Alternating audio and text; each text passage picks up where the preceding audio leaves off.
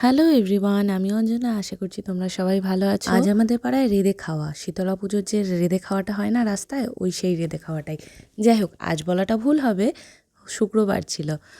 আর আমাদের পাড়াতে সবাই খুব একটা রেঁধে খাওয়া করে না, জানি না কেন। যাই হোক, পাপিয়া দিদিরা করে, তো ওদের সাথেই আমরা করেছিলাম। তো এখানে রান্নাবান্না হচ্ছে, আর সন্ধ্যাবেলায় আমরা ওদের বাড়ি চলে গেছিলাম। রেঁধে খাওয়াটা সবার পাড়াতেই হয়। এবছর জানি না কেন আমাদের পাড়াতে আগে হয়েছে, আর শীতলা মন্দির যে পাড়াতে, মানে রাজবংশী পাড়ায়, সেটা পরে হয়েছে।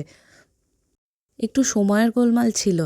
আর আমাদের পাড়ায় রেঁধে খাওয়ার পরে ছিল আকাশদের পাড়ায় রেঁধে খাওয়া, সেখানেও গেছিলাম আমরা। সেটার আর ভিডিও করিনি। যাই হোক, সন্ধ্যাবেলায় মুড়ি চানাচুর খাচ্ছিলাম সবাই। আমার খুব একটা ভালো লাগে না, তো ওই 1-2 মুঠো মতো খেয়েছি। মানে আমার ওই শুধু শুধু মুড়ি চেবাতে ইচ্ছা করে না, জানি না কেন। তো এখানে বড়দি রান্না করছিল, হয়েছে। জেঠিমা ওখানে ভাত করছিল, আর তারপরে সৌরভ একটু খাবার আনলো, সেটাও খেলাম। চাউমিন আর কিছু একটা ফ্রাই ছিল, ওটা লেগ বা কিছু একটা, চিকেন লেগ এরকম ফ্রাই ছিল। তো এখানে কমল কাকারাও এসেছিলো, মিনু কাকিমা, তৃষা, ওরা খাবার খাচ্ছে। আমি আর মেনু খেতে বসে গেছিলাম 10টার দিকে। তারপরে সৌরভ এলো, ও খেলো।